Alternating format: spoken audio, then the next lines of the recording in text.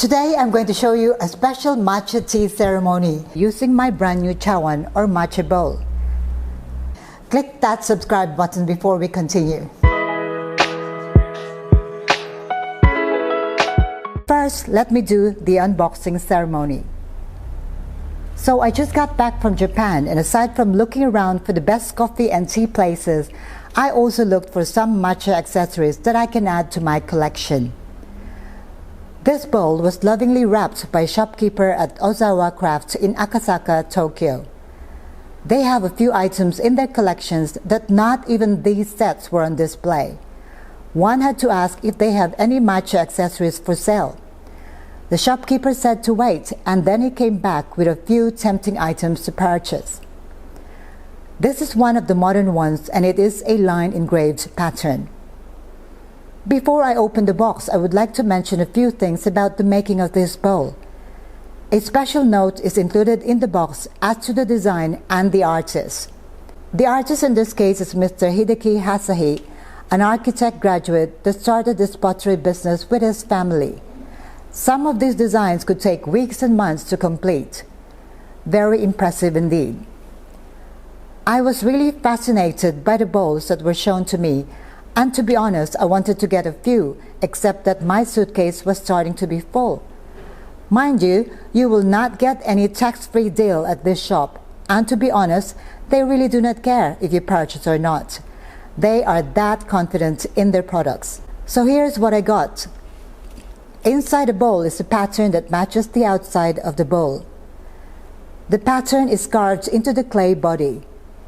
This is called line engraving, used to demonstrate a playful spirit. Reminds you of letters. More importantly, it is in my favorite color, orange. In Japan, one drinks the matcha from the bowl itself. The correct way to drink is to hold the bottom of the bowl with your left hand and the sides with your right hand. You may turn the bowl counterclockwise until you find a design that you would like to see while sipping your matcha. Also, if the matcha powder settles at the bottom, this is the way to swirl the bowl. My next purchase was a matching chashaku or a tea scoop, also lovingly wrapped. The more common ones are wooden scoops, so this one just makes it more special. Now, I could not resist this one because it is also in orange. I had to be extra careful not to break this one as it is such a small tool. When making matcha drinks, for hot version, you would only need 2 tea scoops full, or if adding milk to it, double the proportion, about up to 4 tea scoops full. Finally, to complete the set, I got this matcha jar or natsumi, also in orange.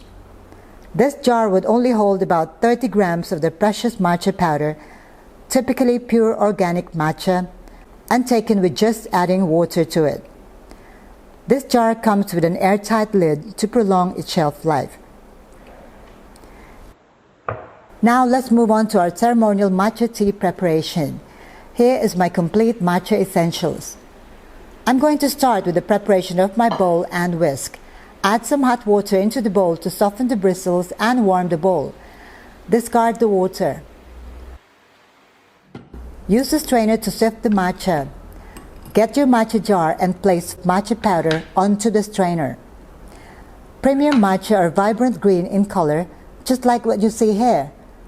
I have looked far and wide for the best matcha powder and have narrowed down my selections to a few that I consume regularly.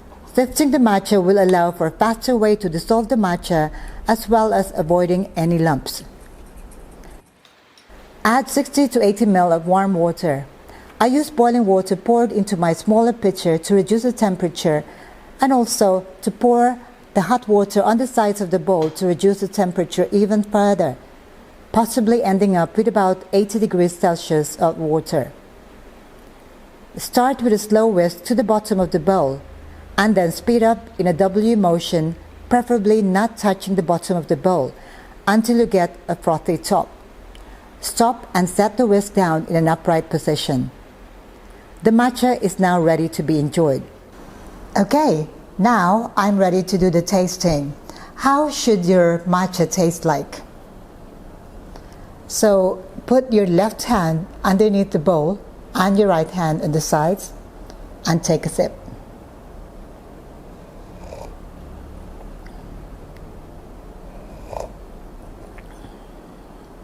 A good matcha should have no bitterness at all. It should start with some sweet nuttiness and then end with a savoriness or umami flavor. A matcha without any bitterness is not an indication of a good matcha. If you are taking matcha and no bitterness but it tastes flat, that means almost tastes like water, then that is not good matcha. So do not judge your matcha by simply looking at whether it's bitter or not. There should be some complexity to it that almost reminds you of freshly cut grass and that sweet nuttiness and also vegetal notes. So this matcha is absolutely perfect on all of those factors that I've just mentioned. You may add steamed milk to make it into a matcha latte, straight into this beautifully designed Chao one, making it more authentic and a relaxing experience.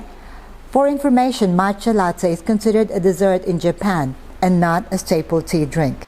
Now, if you add milk to this, it should just enhance the flavor. It should not diminish the taste of your matcha. Make sure you add a little bit more matcha, so instead of using 2 tea scoops, you might wish to add another 2. If you would like it to be a little bit sweeter, enjoy with natural sweeteners like honey or maple syrup. But if you want to be a little bit more experimental, by all means you can add white chocolate, you can also add strawberry, you can add caramel, and of course coffee. Well, that's all I would like to share with you today. If you have any questions at all, do let me know in the comment below. Thank you for watching. Ciao for now.